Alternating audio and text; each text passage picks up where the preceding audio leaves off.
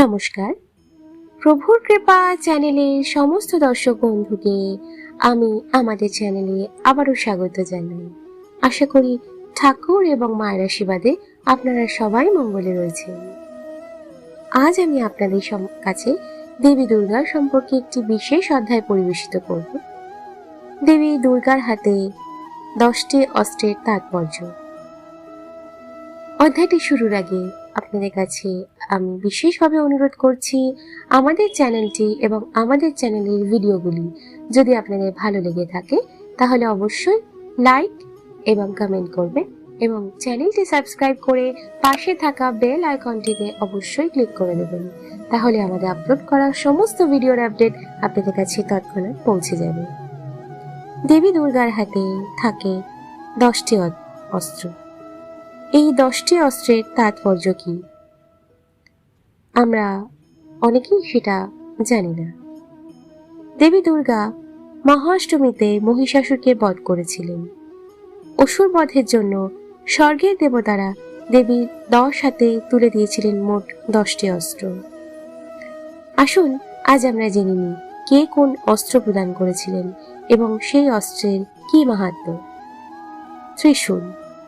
দেবী দুর্গার হাতে ত্রিশূল তুলে দিয়েছিলেন স্বয়ং মহাদেব। ত্রিশূলের 3টি ফলা 3 মানব গুণকে ব্যাখ্যা করে: তম, রজ এবং সত্য। শঙ্খ। বরুণ দেবী দুর্গার হাতে শঙ্খ তুলে দিয়েছিলেন। শঙ্খকে সৃষ্টির প্রতীক হিসাবে মনে করা হয়। পুরাণ অনুযায়ী শঙ্খ থেকে উৎপন্ন শব্দ থেকেই প্রাণের সৃষ্টি হয়েছে। সেজন্যই দেবী দুর্গাকে পৃথিবীর সৃষ্টিকর্তা বলে মনে করা হয়। সুদর্শন চক্র। মহামায়া হাতে সুদর্শন চক্র তুলে দিয়েছিলেন স্বয়ং শ্রী বিষ্ণু। চক্র অর্থাৎ আবর্তন, তাই তাকে এই চক্র প্রদান করার অর্থ দেবীকে কেন্দ্র করেই আবর্তিত হয়ে চলেছে গোটা বিশ্ব।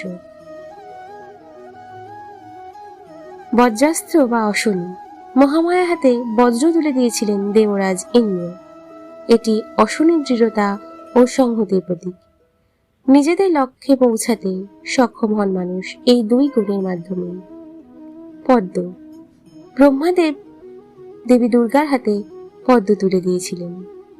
পদ্ম জ্ঞানকে প্রতিনিধিত্ব করে এবং এর অর্থ জ্ঞানের মাধ্যমে মুক্তি। দেবীও অন্ধকারের মধ্যে থেকে আলোর দিশা দেখিয়েছিলেন এইভাবে। গদা। যমরাজ প্রদান করেছিলেন গদা বা কালদণ্ড। এটিকে মূলত ভক্তি, আনুগত্য ও ভালোবাসার প্রতীক হিসাবে মনে করা হয়। খড়গ। খড়গ বুদ্ধি এবং প্রজ্ঞার প্রতীক। এই অস্ত্রটি সাধারণত এমন ব্যক্তিরা বহন করেন যাদের দায়িত্ব জ্ঞান এবং বোঝার ক্ষমতা রয়েছে। অগ্নি। অগ্নি বিদ্যা ও জ্ঞানের প্রতীক।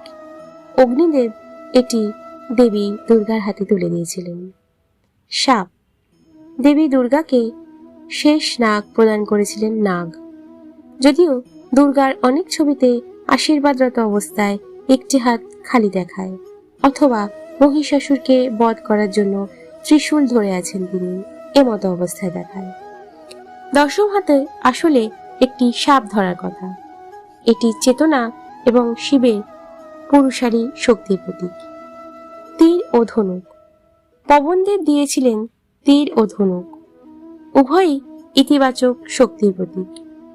এছাড়াও দেবীর বাম হাতে থাকে ঘণ্টা। কথিত আছে দেবরাজ ইন্দ্রের বাহন ঐরাবত দেবী দুর্গাকে এই ঘণ্টা দিয়েছিলেন। ঘণ্টাধ্বনি অসুরদের তেজকে দুর্বল করে। প্রজাপতি প্রদান করেছিলেন অক্ষমালা। ব্রহ্মা কুমণ্ডলু দিয়েছিলেন দেবীকে। বিশ্বকর্মা দেবীকে অতি নির্মল পরশু, নানাবিধ অস্ত্রসমূহ এবং অভেদ্য বর্ম প্রদান করেন। সিংহ।